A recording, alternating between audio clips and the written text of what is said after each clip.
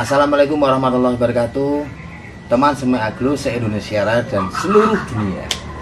Apa kabar teman semuanya? Semoga dalam keadaan yang selalu sehat, selalu diberi kekuatan untuk selalu memperbaiki diri, bersikap positif dan bersemangat dalam beragloria. Teman semua aglo, hari ini salah satu hari yang menyenangkan buat saya, yang ada hubungannya dengan aglonema, karena hari ini adalah Q&A, question and answer. Itu rasanya itu gimana ya, menjawab langsung lewat video itu sesuatu banget gitu untuk saya pribadi ke teman-teman ya. Sudah dipilih beberapa pertanyaan yang ada yang mewakili, ada yang baru. Ini nanti semoga salah satunya adalah pertanyaan dari teman semi aglo yang selalu setia menonton, like, komen, dan share video saya. Terima kasih dukungannya teman-teman. Semoga kebaikan teman-teman semuanya diganti lebih dan lebih lagi oleh Allah Subhanahu wa Ta'ala. Yuk langsung saja biar tidak lama, karena pertanyaannya makin kesini makin keren, makin berbobot. Ibaratnya wong kelas wis munggah kok iya. Yang pertama dari Fahmi Karisma. Om, kalau daun bagian tengahnya cacat atau bolong-bolong mending dipotong atau dibiarin? Dan kalau dipotong apakah daun lainnya tidak menguning? Ini ada dua pertanyaan berarti ya. Kalau daunnya tengah bolong-bolong, lah bolongnya kenapa dulu? Kalau bolongnya dimakan walang itu belalang, terus ada dimakan serangga, ulet itu ya nggak dipotong nggak apa-apa. Tapi kalau bolongnya karena benyek, daunnya benyek, mendingan dibuang. Kalau daun yang lainnya menguning atau enggak, itu bukan pengaruh karena dipotong daun yang benyek bolong tadi, tetapi karena kesehatan tanamannya. Gitu ya Om Fahmi Karisma ini. Om apa tante apa bunda ya, apa bude apa mbah putri apa mbah kakung, pokoknya Fahmi Karisma. Kedua dari Nims Kastil, mau nanya mas, Kochen Virgin rada mirip Superstar sekilas, betul? Kalau sekilas hanya by foto, by picture itu mirip, cuman ada perbedaan mendasar. Warna tangkai Kochen Virgin itu lebih ngepink, pink muda. Tapi kalau Superstar itu warna tangganya lebih putih. Terus belakang daunnya untuk Kochen Virgin sama Superstar itu beda. Belakang daun Superstar itu mirip suksom, putih. Kalau Kochen Virgin agak tidak terlalu putih, rada ngeping-ngeping gitu ya. Mau kamerawati itu bisik-bisik suruh ngambilkan contoh, enggak, konsentrasi saya hilang. Ben ya ora sah disebutna ya, sing banter coba oke rada adoh rasa ya, wis cetha kok. Jadi tanggene sing Virgin iku rada ngeping, sing Superstar iku putih. Belakang daunnya Superstar kuwi putih, sing Virgin rada ngeping gitu. Lalu pertanyaan selanjutnya teman-teman dari Siti Zakiyah, penempatan aglo sebaiknya di bawah paranet atau gimana? Nah, intinya aglonema itu tidak boleh kena paparan matahari langsung, harus disaring, karena intensitas cahaya yang dibutuhkan aglonema itu antara yang masuk itu antara 40%, yang masuk 40% lah sampai 20-30%, tergantung DPL ketinggiannya. Kalau di tempat kami ini kan di Pantura rendah sekali, itu saya pakai yang 85% paranetnya kalau beli itu ya. Ada yang ini 75 tapi terus didobel. Jadi atas 75, bawah tak kasih 55 dengan jarak ya. paranet 1 dan yang kedua itu ada jaraknya. Kalau 75. Tapi kalau 85 cukup tanpa didobel. Kalau kita langsung kena matahari itu gosong daun. Nah, tapi Bunda Siti Zakia, habitat aslinya itu aglonema kan ada di hutan, aglonema yang spesies ya. Makanya ditaruh di bawah pepohonan yang rindang itu boleh gitu ya Bunda Siti Zakia. Semoga membantu.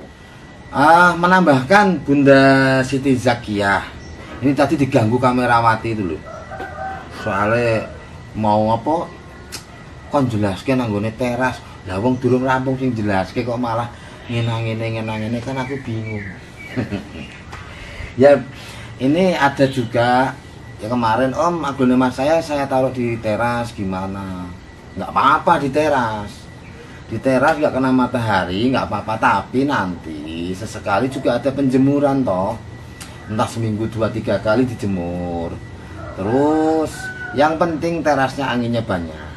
Nah, perlu diperhatikan lagi untuk yang di teras, biasanya arah cahaya kan hanya dari depan, itu nanti daun akan miring.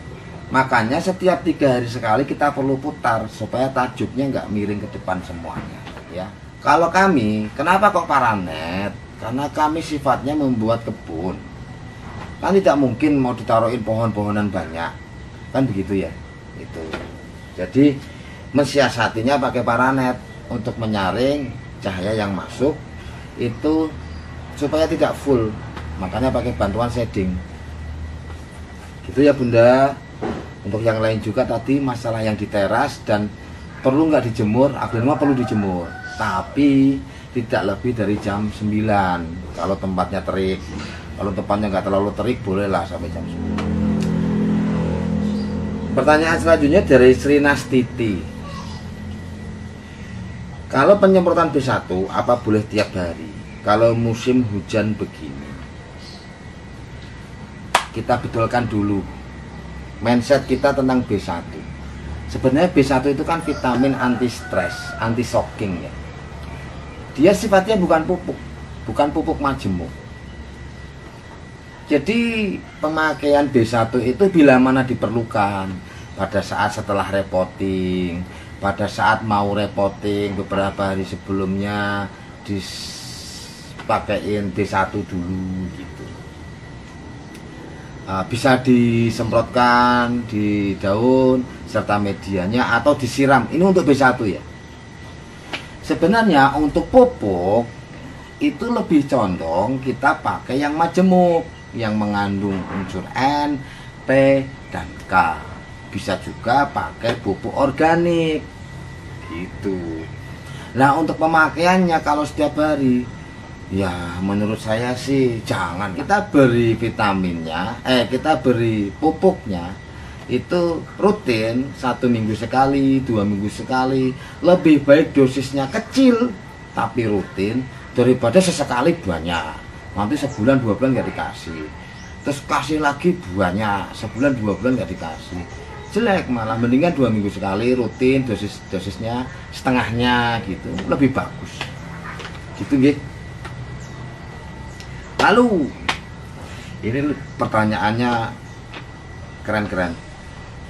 Siapa tahu dari pertanyaan yang saya bacakan, karena banyak nih, terus gini tambah ini. Ini ada pertanyaan dari teman-teman semua, makanya simak sampai habis ya.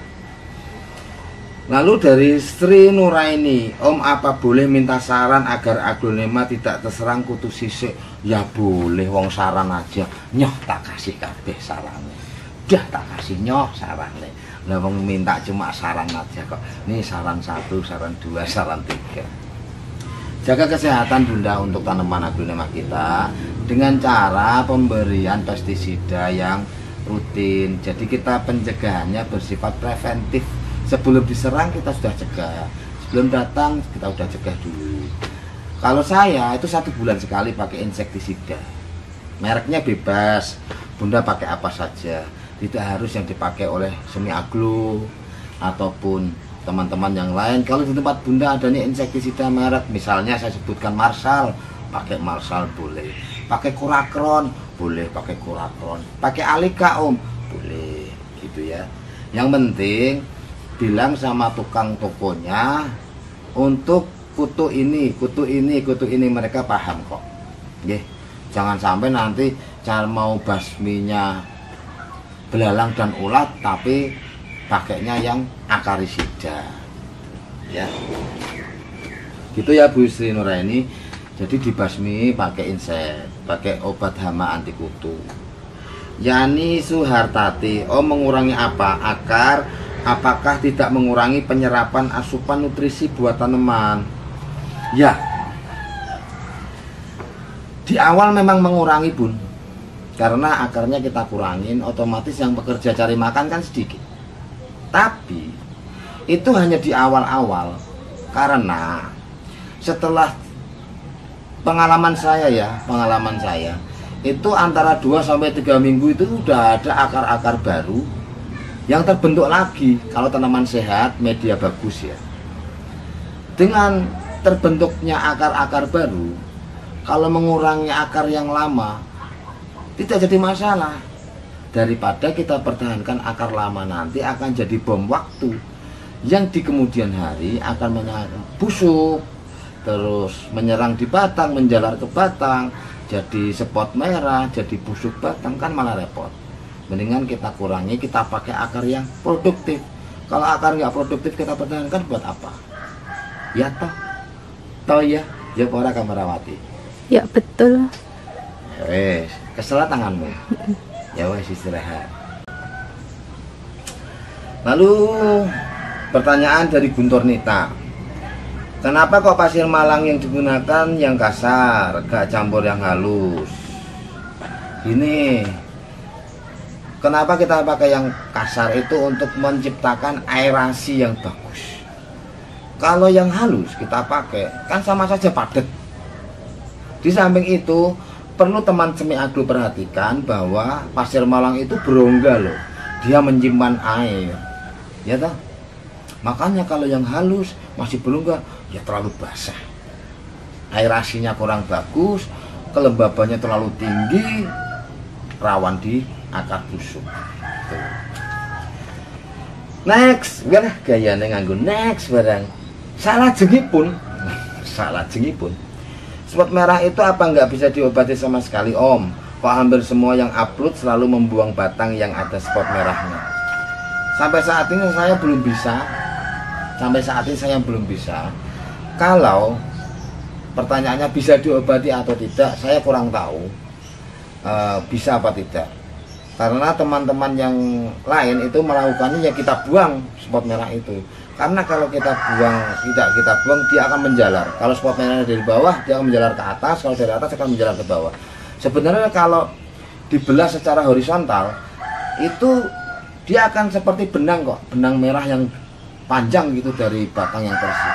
Cuman kalau kita potong begini, jelas gitu ya seperti bintik-bintik merah. Tapi kalau kita belah begini, dia seperti benang. Sampai saat ini saya belum bisa. Dan teman-teman aglonema yang lain seprofesi dengan saya juga selalu membuang spot merah. Gitu ya, DJ Alien, semoga membantu. Kalau bata yang dihancurkan apakah bisa dijadikan media dari Melieni? Kalau tidak terlalu halus, masalahnya kalau seperti pasir, ya janganlah. Kasar-kasar gitu loh. Kasar-kasar boleh digunakan sebagai campuran toh, sebagai campuran. Boleh Mbak Meliani. Tuh, nggih. Mila Permilawati, untuk aglo baiknya pakai pot ukuran berapa ya? Lah ini kalau bilang baiknya sedikit sesuaikan saja. Yang paling baik itu menyesuaikan dengan tanaman dan jumlah akar. Nah, kalau saya kemarin aglonema kecil pakai pot besar, tapi kan saya siasati bahwa saya kasih batu untuk mengecilkan volume dari potnya gitu ya. Kabar anyar, dari kabar anyar, mohon petunjuk ini. Saya tanam bonggol lambat keluar tunas dan akar hampir 1 bulan lebih. kedua, tanam aglonema beli online, setelah ditanam lambat tumbuh pupus atau daun baru. Kalau bonggol lambat keluar tunas itu kita lihat dulu bagaimana kondisi bonggolnya. Terus yang kedua, mata tunasnya yang bonggol yang dipotong itu masih aktif atau enggak. Karena saya waktu kemarin pernah motong 7 bulan lebih nggak keluar tunasnya, setelah saya bunga ternyata mata tunasnya nggak aktif. Batangnya tetap utuh, akarnya tetap sehat, tapi nggak tumbuh tunas. Akarnya tetap ajek, nggak nambah jumlah akarnya, batangnya juga tetap. Terus selama 7 bulan saya bonggol rinjani waktu itu. Akhirnya saya buang, saya bongkar, oh mata tunasnya nggak aktif, saya buang. Udah. Tanam aglonema beli online, setelah ditanam lambat tumbuh pupus atau daun baru. Mungkin dia adaptasi. Memang kan dari Thailand itu dicabut, terus ditanam di importer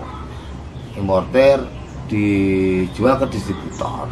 Jadi aglonema yang impor itu agak capek di perjalanan. Saran saya beli aglonema yang sudah di recovery lah, supaya teman-teman juga tidak banyak mengalami kendala ya, yang sudah recovery. Dengan catatan harga aglonema yang recoveryan itu lebih mahal sedikit, mungkin beda 25-20 ribu, tapi kan aman gitu ya, minimal 3 minggu 2 minggu. Ini saran saja, mohon maaf kalau perkataan saya tadi ada yang kurang berkenan, saya mohon maaf ya. Dari Mila Nur Solihah, kalau fungisida yang sudah dipastakan bisa dipakai sampai berapa lama? Apa ada kadaluarsanya? Saya kalau pakai yang dipastakan itu secukupnya saja kok. Ya paling sisa-sisa itu sekali pakai lagi, 2 kali pakai lagi gitu. Itu kalau saya, jadi secukupnya saja. Nah, kalau sudah dipastakan, itu nanti kan kita nggak pakai akan mengeras. Nah, kalau saya untuk mau pakai lagi tak kasih air. Ya, tapi sekali 2 kali saja. Setelah itu saya pakai baru lagi. Kan ngirit makanya, bikinnya sedikit-sedikit aja. Gitu ya, ngirit kok pakainya. Pertanyaan yang selanjutnya jadi dari Roni Sami. Pada waktu penyiraman bolehkah airnya dicampur POC?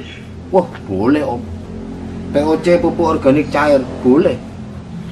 POC boleh. POC merek tertentu boleh. Karena teman saya dari Malang itu, Mas Daniel Dip, itu juga dulu pernah bercerita sama saya begini, deh, bonggol-bonggol saya yang lambat tumbuh tak campurin POC jadi bisa tumbuh. Nah, ini mungkin bisa jadi ini penyelesaian dari kabar anyar tadi, bonggol yang lambat pakai pupuk POC. Itu teman saya dari Malang, Om Daniel, dia juga pedagang, dia juga penjual online, amanah, salah satu pedagang amanah rekomendasi saya, Daniel Dip, Daniel DEEP itu Facebooknya, itu bisa di add Facebook ya di sana. Tuh. Lalu boleh ya Mas Roni Sami. Lalu pertanyaan ini mewakili banyak pertanyaan ini, jian wong iki jeneng anu kok. Wes, teman semi aglo iki. Suwandi gundik. Pupuk yang merah-merah apa, Om? Nah, ini mewakili banyak atau saya sampai saat ini baru cari mereknya apa, terus nanti belinya di mana. Nah, kalau misalnya nanti saya bisa menyediakan, boleh beli di saya sediakan kalau memang ada.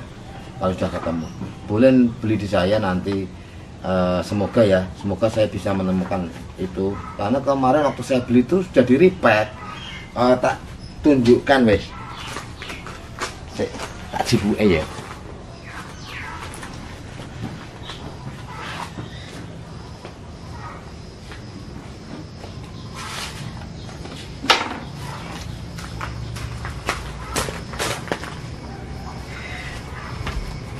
Ini loh, di repack begini. Makanya saya nggak tahu mereknya, tapi saya sedang cari. Nanti kalau ketemu boleh beli di tempat saya, kalau nggak nanti dikasih tahu lah. Ya Mas Wandi Gundek, doain ketemu mereknya apa gitu. Nanti kalau ketemu mereknya sampai beli di saya ya. Oke? Kopi pun di mau. Duh, kopi Maaf teman-teman, tak ngopi dulu. Bismillahirrahmanirrahim. Langsung begitu lah.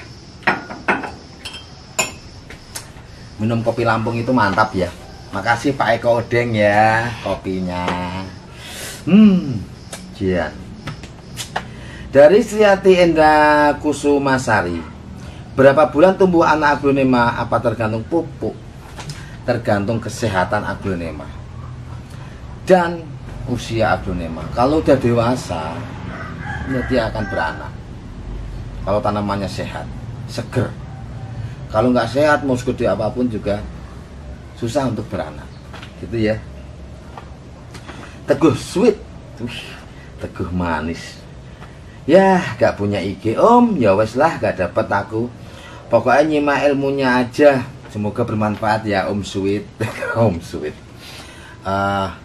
Ini koreksi juga buat tim Semi Aglo. Semoga kedepannya untuk giveaway syaratnya lebih mudah, dan yang dibagikan lebih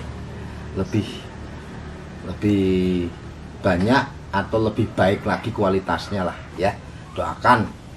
Pokoknya ini nggak lepas dari dukungan teman-teman semuanya. Luar biasa teman Semi Aglo. Teman Semi Aglo. Oh ye. Siti Maisaroh. Kenapa aglonema suso muda 3 bulan kok daunnya nggak bisa merah full, di bawah tetap hijau? Di bawah yang sudah hijau tetap hijau Bu. Bu Siti. Tidak bisa yang bawah terus jadi merah, nggak bisa. Ya. Nanti yang merah itu yang makin ke atas, makin ke atas, makin ke atas, makin ke atas, makin ke atas, makin ke atas, makin ke atas, makin ke atas. Itu yang makin merah gitu. Dari Bunda Ratnawati. Dari Bunda Ratnawati, kenapa media di pot terlalu penuh om? Malah melebihi mulut pot. Apakah susah nyiramnya? Apa media nggak bertaburan kalau disemprot? Ada beberapa jawaban saya tentang media yang menggunung. 1. Kemungkinan beberapa pot yang saya gunungkan medianya itu sudah ada tunasnya di atas media Bun. Makanya saya kasih media yang terlalu penuh. Itu alasan yang pertama. Alasan yang kedua, memang rata-rata media di tempat kami itu lebih menggunung. Soalnya apa? Nanti pada saat kita kasih menggunung itu, disiram tiap hari, dia akan madet turun, lama-lama sejajar dengan mulut pot kok. Nanti setelah 1-2 bulan itu. Gitu loh alasan saya. Jadi biar bisa nambah lagi. Nah kalau masalah penyiramannya apa nggak susah? Nggak bertaburan kemana-mana gitu. Nggak terlalu sih, soalnya ujung sprayer dari selang kami itu kempiar. Jadi keluarnya itu lembut gitu, halus. Mengenai medianya nggak langsung kocar-kacir, korak-karik gitu. Ya, tuh. Nah, tak terasa teman-teman sudah banyak sekali pertanyaan yang saya sampaikan dan saya jawab pertanyaan dari teman Semi Aglo. Untuk teman-teman yang belum terjawab pertanyaannya, mungkin di Q&A minggu depan atau tulis pertanyaan di komen, nanti biar dirangkum lagi oleh tim Semi Aglo. Siapa tahu di minggu depan pertanyaan teman-teman yang ada di komen ini termasuk yang saya bacakan di Q&A Semi Aglo. Itu teman-teman, semoga apa yang saya sampaikan bisa membantu dan bermanfaat buat teman Semi Aglo dan agloholic serta aglovers dan pemulia aglo di seluruh Indonesia dan sejagat raya. Gitu nggih. Tetap semangat, sehat selalu buat teman-teman. Jangan lupa selalu berpositif. Wassalamualaikum warahmatullahi wabarakatuh.